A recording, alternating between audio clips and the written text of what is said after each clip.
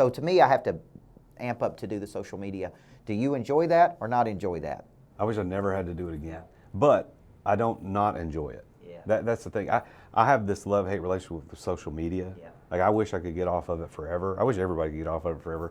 But I'm in a business that requires me to be there. But it's the contriving authenticity that bothers me. I'm an authentic guy. I'm the real Jason Duncan. I mean, I want to be real in every situation. But in order to play the social media game, you got to play games that I'm not really interested in.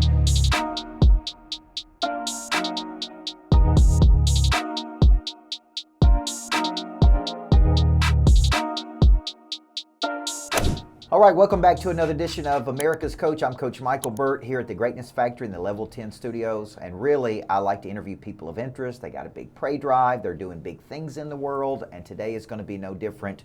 And we have a longtime friend of mine who's really transitioned into coaching business owners. He's ran successful businesses. He's exited businesses. And he's got an incredible concept called exit without exiting, which, you know, I'm big on concepts. So, Jason Duncan, welcome. Welcome to the podcast. It's an honor. It's an honor, Coach. Man. So you've been up to a lot of things, right? You ran successful businesses. That's how you and I met. Mm-hmm. I spoke at a conference. I still remember it like it was yesterday. I'm telling you, before I came in and spoke, they said there's only one guy that you need to try to land as a client here. And I go, all right, which one is he? And they said, Jason Duncan. And I go, okay. And they say, he's a little skeptical of guys, you know, like you. And I go, okay. I said, well, let's just go in and see what we can do. And we had a good presentation. You and I met, and then we worked together at your lighting company. Yeah. And we really just broke it down, man. And so what happened to that company? Well, I exited that company in 2020. Okay. And I turned that company, well, we were in the process of selling the company to a third party. Okay. And there was a 3-year plan to work that out. And let's just suffice it to say that didn't go as planned. Yeah. So that company is no longer. Okay. And it was a terrible blight on the otherwise very storied, successful history of that company because we made millions of dollars. It was a great company. And I guess looking back on that, what was the biggest thing that you learned from that you carry? Because now you got this concept of exit without exiting.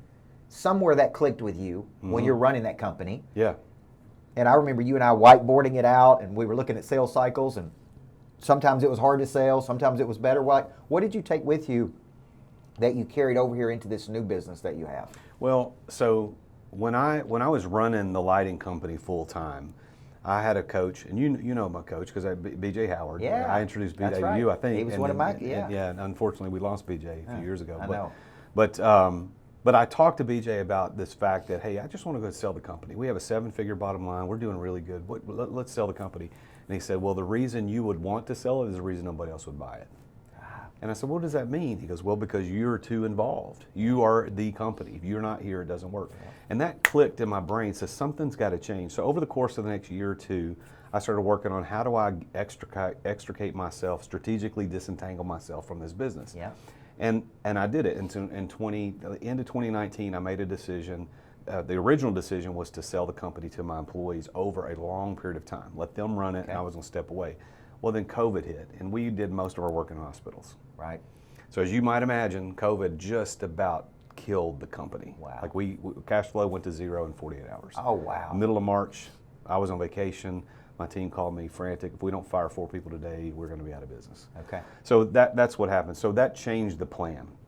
So when the plan changed, I went and looked for other options. And that's when a friend of mine, a former friend now, but a friend of mine came to me and said, hey, I got an idea. What do we do this thing? Okay. And his intent was to purchase it over the course of 3 years.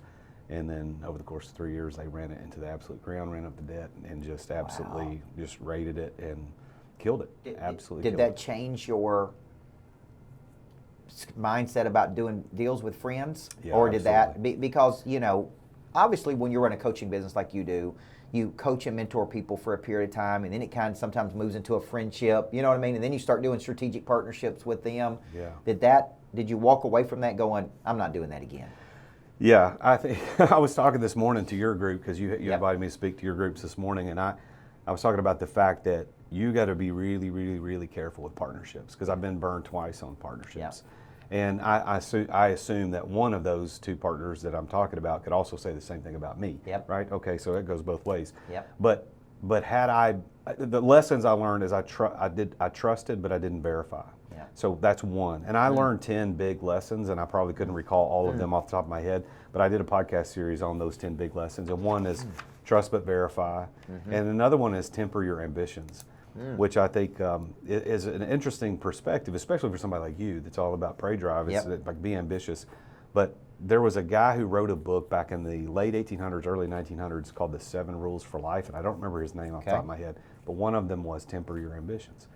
And I didn't understand that at the time, but my ambitions through the process of exiting that company really clouded my judgment. Yeah. I didn't pay attention to the things that I should have paid attention to, and my ambitions clouded the things I should have paid attention to. So now looking back, while it wasn't my fault directly, it was my fault indirectly. I owned the company. Yeah. But had I tempered my ambitions, had I trusted but verified in the other things about debt and leverage, there's so many other things. Yeah. Now I'm a much better coach. It's funny because I exited that business without exiting, which is why I wrote the book, and and that experiment worked until it didn't. Right. And now I could write a different book on here's what not to do, here's how not to do it. And when I revealed to my clients what I was going through, because they knew something was up. Yeah. And I had a moment, it was in December, it was a year ago. We're 1 year removed from this. We had a hot seat mastermind session at my office, and I was just wrecked. And I hadn't told anybody. I mean, people real close to me knew, but my clients didn't know because I didn't want to lift the skirt. Like it's not time for that. Yeah. And they all knew something was up, and we were having this hot seat, and 2 or 3 guys had shared their guts about what was going on and what they needed help with. And somebody said, "Jason, why don't you something's up." And for the next 2 hours, dude, I just puked all over them. And I was scared to death that was the end of my coaching business. I thought, this is the end. Yeah. This is the end. Yeah. And instead, it endeared everyone to me a million times more than I could have ever tried to make them like me or like what I'm doing. Because they saw, it's like, this guy's not Superman. Yeah. He also screwed up. He also has a failure, and he pushed through it. And one of them even said to me, "You're going to be a better coach because of this." Yeah. My mentors were telling me all along. Yeah. He said, "Hey man, I don't know any person that's really worth something that didn't go through something like this." Well, when you think about that, where could people find those 10 steps that you talked about? Is it somewhere on your podcast? Yeah, The Root of All Success is the name of the podcast. There, I did a whole series of those. And it's also, I've got a newsletter called Beyond the Grind that comes out every Wednesday.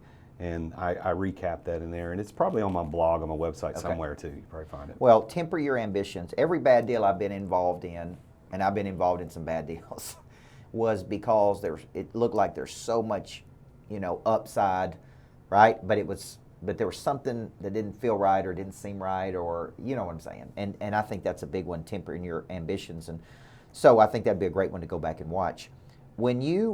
Today you seem like a happy guy. Yep. I watch you on social media, and you're riding your motorcycle, and you're camping on the weekends, and where does the income come from? Does it come where does the money come from? Because you're doing all these things that's, like super cool, and it's like, is it because you own businesses now? And are you involved in those businesses? How much are you involved in the businesses? Tell us about that. Yeah, so I have several businesses that most of which provide meager sources of income. Yep. My coaching business is by far and away the most the most lucrative business I've got, and that is the business that I spend most of my active hours working on. But the interesting thing is, because of what I teach, people early on were saying, "Well, how can you exit without exiting a coaching business?" And at first, I didn't know the answer to that. I just BS'd my way through all those answers. Well, today, now 4+ years into doing this, I now finally see for the first time that there's a path that this company is going to be an asset worth something that somebody else would want to buy, because I'm not doing all the coaching.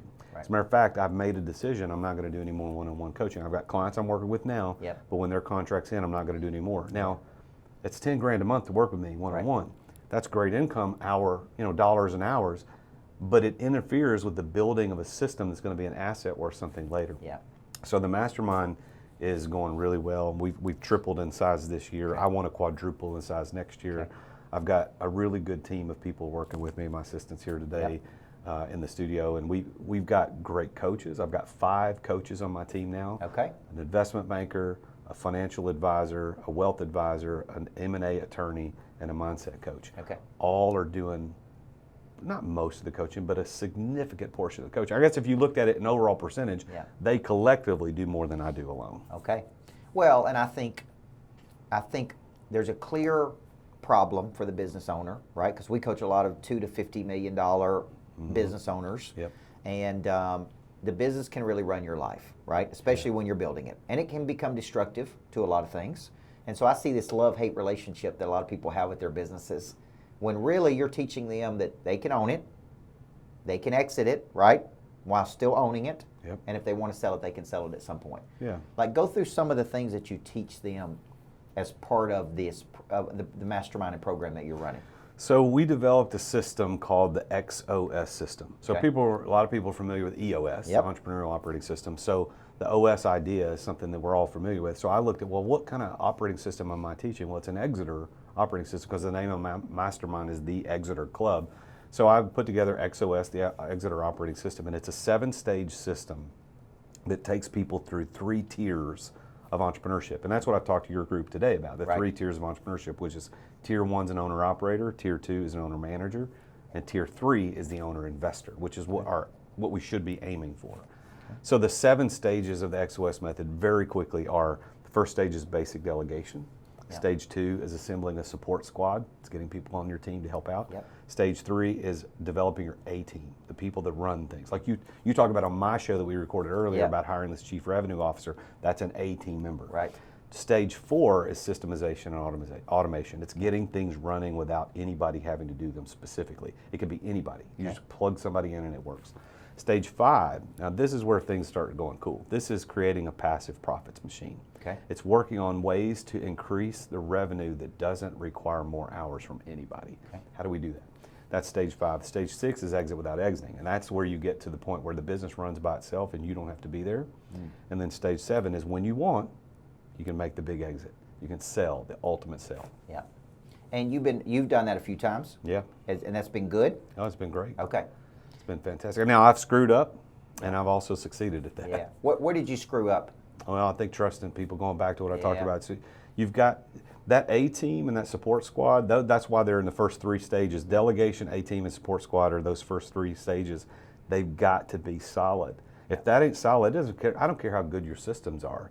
It's not going to work. I don't care how good your revenue generation is. If those first 3 stages aren't in the right place, man, you're going to jack it up. So when you're mapping out your year, let's go into 2025, because I map out a year in advance, right? And I put protected days on my schedule, and I kind of use an entrepreneurial time system that I learned in Sullivan: rest, practice, perform. Is that how you map out your weeks, or are you spontaneous? Like, hey, this weekend we're going on a motorcycle ride to the mountains. Like, is it pre-planned or is it spontaneous? Mostly pre-planned. Okay. And I think a lot of people like you and me are pre-planning people. By the time the end of January hits, every single vacation that I'm going to take for the year is going to be on the books. Every camping trip, I was recounting this with a friend over dinner the other night. I have 30 planned days next year I'm on a motorcycle. Okay. That are planned as of right now. That's not what I'm going to add to it, because those are all off-road trips. Okay. And I just recently started riding off-road too. But I've got a street bike that we're going to take. We're probably going to do at least 2 trips to the mountains over 4 days. Yeah. So I'm going to be over 1 full month on a motorcycle next year, and it's planned. I'm going to go on more camping trips next year than I did this year. These last 2 years have been pretty rough with the way things have gone. So we haven't gotten to go as much. But my wife and I will sit down in January. It's what we always do, first week of the year. Yeah. All right, where do we want to go? Do you want to go to Key West this year? Because we love going down there. We want to go to Everglades. Do we want to go out west? Do we want to go to Canada? We've not been to Maine yet. We want to go to Maine. So we're going to look at where we want to go. And then here's where it gets cool. Is that some of those trips, very few, but some of those trips are 100% off grid. I do not, and when I mean that, is like phones off. Renee, my assistant who's sitting here, and like they know I'm out. Do not talk to me. Yeah. But most of them, I've arranged my business in such a way that it's pretty easy to be gone and just do quick check-ins and I'm fine. My business, I can do my business in 5 to 10 hours a week of active hours. Okay. That's what it requires to keep it alive. Now that doesn't grow it, but that keeps it alive. I'm working on the point where 5 to 10 hours also grows it. I'm not there yet. Okay. And when people come to you, they're probably kind of fixated on how they've done things. Is there a period? Because I remember being in Strategic Coach and Sullivan told us that he took off only worked 165 days a year. He took off 200 days a year. You couldn't get in touch with him. And I remember sitting there as a young entrepreneur going, there's no way. Like, there is no freaking way he's doing this. And it fascinated me, because it's, in the coaching business, it can be a grind. It can be a lot of people would say it's a hard business model because you're dealing with people's emotions and their money and whatever, right? And they love you one day and they hate you next day. And so is the first step when a person comes to you, getting them to like reorient that thought process? And do you just tell them? Do you take them through an exercise? How do you get them to have this awareness that this is possible? Okay. It's a mindset. Okay. And I think everything goes back to mindset. There's nothing in our reality that didn't start with the way we thought about it. Yeah. Like this desk that we're sitting in front of started in somebody's mind. How we need to design it. So your reality started with you thinking about it. So the fact is, if Mr. Entrepreneur, if your wife is mad at you because you're never home, your kids don't know your name, like if that's the reality, it's because you thought that into reality. Yeah. If you don't like your reality, which we're assuming they don't, or they wouldn't have hired me, they wouldn't have joined the mastermind, is it what do we need to think about to get to the new reality? What do you want to happen? Yeah. And they've got to start thinking. I had a guy call me last night. He read half of my book on an airplane. Okay. The night before, he called me, set up an appointment, and has since now joined. Like within 48 hours, he joined the mastermind. And when I got on the phone with him on the Zoom call, I did my normal asking the questions. What's going on? And he flat out said, "I realize that if I don't stop this, I'm going to lose my kid." Yeah.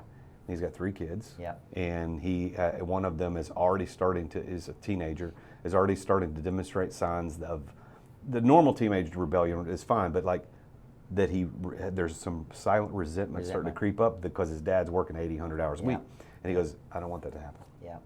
Well, and I think that is if you have that personality style of work and grind and you're achievement oriented, and some people have a higher drive for achievement than others, that can create these problems, right? You're never home for the games, you never get to do these things. Yeah. And so, but you can restructure the business. And I think the business is there to serve your life, not run your life, right? And you've kind of cracked that code. So you wrote Exit Without Exiting. Yeah. You published it, you take it to the world. People can get in your masterminds. Is that the primary business? Yeah. And that's what you do, is you coach business owners. Who's the ideal person for that? Is it a $500,000 company? Is it $1 million companies, or does that part matter? It does matter, because in order to do what we're doing, you got to have the capital to do it. Yeah. If you're struggling just to make payroll or pay yourself, and like I could help you, but that's not what I'm designed to do. Now when I started coaching, this is a funny story. You'll appreciate this. I charge people $1,500 a month to meet with me one-on-one for an hour every single week, and I couldn't believe they paid me that much. It was like, I can't believe people pay me $1,500 a month to do this. This is crazy. Yeah. Well, now, and I would help anybody. You need to start a business? I got you. Your business struggling? I got you. You can't figure out what to do next? I got you. I'll do anything. Well, as you iterate your process, you realize what you're good at and what's best and what the world needs. Yeah. And I decided that I went through this Exit Without Exiting. This is what people want, and more people want that than some of this other stuff. So that's what I work with. So our kind of a rule of engagement is $3 million and up in revenue, or a caveat to that is at least $300K in bottom line. Okay. And I got a guy that just joined recently that's doing well under $500,000 in rev, but it's all profit. So he qualified, because when I talked to him, I said, well, you got to have at least $3 million in top line revenue. He goes, well, man, I'm nowhere close to that. Well, let's talk through, because you're all the language you're using is of somebody who needs my help, but the business seems to be doing really well. And his business is, I think he can run the business in less than 20 hours a week. It's doing really well. It's high profit, but he wants to take it to the next level without requiring him to be there. And that's why he reached out to me. Yeah. So yeah, 3 million or at least 300K, that's who I work with.